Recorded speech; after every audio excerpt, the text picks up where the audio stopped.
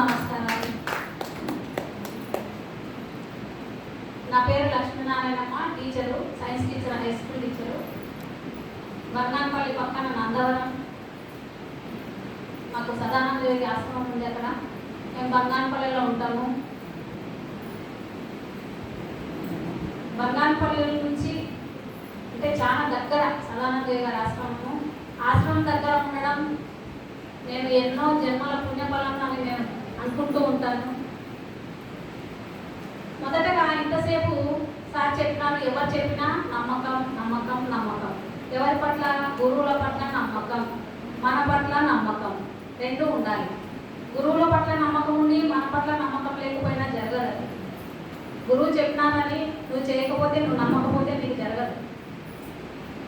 నా మీద నమ్మకం ఉండి గురువు చెప్తారులే అన్నా కూడా జరగవు. కాబట్టి గురువు పైన గుడ్డిగా నమ్మాలి. మన శక్తి మనకు తెలియదు.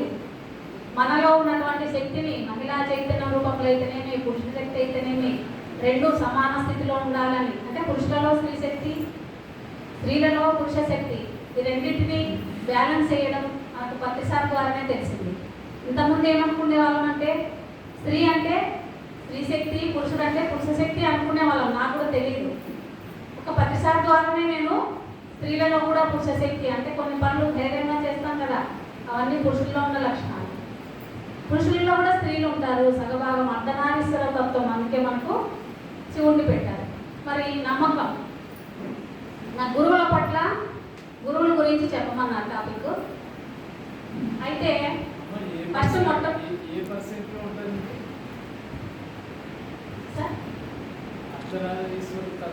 సగం సార్, సరి సగం. అర్థం అంటే సగం కదా సార్. శివపార్వతులు అర్ధనారీశ్వర తత్వము. ఎడం వైపు అమ్మవారు, కుడివైపు వేషాలు వేసుకొని వస్తారు కదా, మనకి దసరా వేషాలు వేసుకొని వస్తారు. అది ఎందుకు వేస్తారో మనకు తెలియదు, మనం వేషాలు అనుకుంటాం. ఆ రెండు శక్తులు సమానమైనప్పుడే మనకి పరిపూర్ణ మనుషులు అవుతాం అన్నమాట. కాబట్టి ఇక్కడ మొట్టమొదటిగా పత్రి అమ్మ, పత్రి సారు, సదానంద స్వామి ముగ్గురు గురించి కొంచెం చెప్తాను ఇచ్చిన టైంలో. ఉంటుంది మనకి మొట్టమొదట 2001 ఆ ప్రాంతంలో సార్ చెప్పినట్టు ధ్యానంలోకి వచ్చాము. అయితే వస్తూ పోతూ పూర్తిగా తెలియదు. 2011లో విశాఖపట్నం ధ్యానమాచక్రానికి వెళ్ళినప్పుడు అప్పటి నుంచి స్టార్ట్ అయింది మా జర్నీ. అయితే అక్కడ పత్రి సార్ ఒక విషయం చెప్పింది, నాకు ఇప్పటికీ గుర్తుంది. పత్రి మేడము వాళ్ళ కూతుర్ని విమానం ఎక్కించడానికి వెళ్ళారు, రాలేదు మేడం అన్నారు. నాకు ఎందుకు అది గుర్తొచ్చింది. ఏంటమ్మా సార్ వాళ్ళ పాప అంటున్నారు, పత్రి మేడం కూతురు అంటున్నారు, సార్కు కూతురు కదా అని అప్పుడు అనిపించింది. అప్పుడే కొత్తగా వచ్చాను ధ్యానంలోకి. తర్వాత అర్థమైంది, బంధంలో ఉండకూడదు అనేది నాకు తర్వాత అర్థమైంది. సరే, మరి పత్రి మేడం అప్పుడు చూడలేదు. నెక్స్ట్ కడతాలి హనుమాచక్రం. అప్పుడు అక్కడ ఫస్ట్ మొట్టమొదటి అమ్మ దర్శనం జరిగింది. క్రిస్మస్ అప్పుడు దర్శనం చాక్లెట్ ఇచ్చారు మేడం. క్రిస్మస్ అప్పుడు పంచుతారు కదా, అప్పుడు ఫస్ట్ చూస్తానే అందరి గురుమాతలాగా అనుకోలేదు. అమ్మ ఏదో శక్తి ఉంది అంతవరకే తెలుసు. కొత్తగా వచ్చాం కదా, అప్పుడు ఇంత పరిచయాలు లేవు, ఇంతమంది క్లాసులు లేరు, ఎవరు చెప్పేవాళ్ళు లేరు. ఆ పత్రి మేడం అంటే అమ్మ ఎనర్జెటిక్ ఉంది, బాగుంది, అంత మాత్రమే తెలుసు. తర్వాత ఎప్పుడైతే ఇంటికి వచ్చి ధ్యానం చేసుకుంటూ క్లాసులు వినుకుంటూ, క్లాసులు అంటే పత్రిసారివే, అప్పుడు సీరియల్ కూడా కాదు, వీడియో సెల్ ఫోన్లో చిప్లో ఎక్కించుకొచ్చేవాళ్ళు ధ్యానమాచక్రంలో. అవి వినుకుంటూ ధ్యానం చేసుకుంటూ అలానే ఉండేవాళ్ళం. ఎప్పుడైతే ఆ పత్రిసారి జ్ఞానం విన్నామో, ధ్యానం చేస్తున్నామో, మనలో కొన్ని లోపల నుంచి అనుభవాలంటే ఆత్మానుభవాలు రావడం మొదలైందన్నమాట. అయితే సదానంద స్వామి దగ్గరికేమో కంటిన్యూగా వెళ్తూ ఉంటాం. మధ్యలో ధ్యానము, స్కూలు, ఇలా మా జర్నీ. తక్కువ టైం ఉండేది ధ్యానానికి. ఆ తక్కువ టైంలోనే 1 గంట ధ్యానము, తర్వాత ఇంట్లో క్లాసులు పెట్టడం జరిగింది. ఇంటింటి ధ్యానం అంటారు కదా, మా ఇంట్లోనే ధ్యానం చెప్పడం. సాయంత్రం 6 నుంచి ధ్యానం ఎప్పుడెప్పుడు 6 అవుతుందో అందరినీ పిలిచడం, ధ్యానం క్లాసులు చెప్పడం. అయిపోతానే ఏదో స్వీట్ బిస్కెట్ అట్లా పెంచుకోవడం, అలా అనుభవాలు అందరూ వినడం, అలా జరుగుతూ ఉండేది జర్నీ. అలా కార్యక్రమంలోనే సదానంద ఆశ్రమం దగ్గరికి వాళ్ళము. అక్కడ చిన్న సమాధి ఉంటుంది, చూడడానికి చిన్న సమాధే, కానీ సదానందాశ్రమం దగ్గరికి వెళ్ళాలన్నా, గురువు దగ్గరికి వెళ్ళాలన్నా ఎంతో పుణ్యం ఉంటే తప్ప వెళ్ళలేరు. అది నా స్వ అనుభవంతో చెప్తున్నా. ఆధార్లోనే ఎన్నోసార్లు తిరిగాం. నంద్యాల రూట్లో ఉంటుంది, కానీ వెళ్ళలేకపోయాము.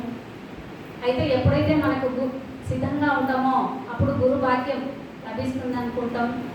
అలా ఆ క్రమంలోనే వెళ్ళే వాళ్ళము. వెళ్ళి ధ్యానం చేసుకుంటూ ఉంటే చిన్న పటం ఉంటుంది. ఇందాక సార్ పక్షి అని చెప్పారు చూడండి, దాని గురించి చెప్తున్నాను ఒక 2 నిమిషాలు. ఆ పక్షి పటం దగ్గర వచ్చి ఇలా చిన్న పటం ఉంటుంది గురుగారి గోడకి. అందరు కళ్ళు మూసుకొని ధ్యానం చేస్తుంటారు. నేను ఒకసారి క్షణంగా కళ్ళు తెచ్చి చూస్తే ఆ పటం అక్కడ పటం మీద కూర్చొని ముక్కుతో పొడుస్తూ నేనే నేనే అని నాకు తెలుస్తుంది అనమాట. మిగతా సారు వేరే ఉన్నారు. నేను బయటకు వచ్చినాక అడిగితే పక్షి వచ్చింది కదా చూసావా, అక్కడ సదానందం అన్నారంటే ఏమో నేను చూడలే, నాకు తెలియదు అన్నారు. ఓ నాకే కనిపించినారేమో అని అట్లా 2-3 సార్లు చెక్ చేసుకున్నాను.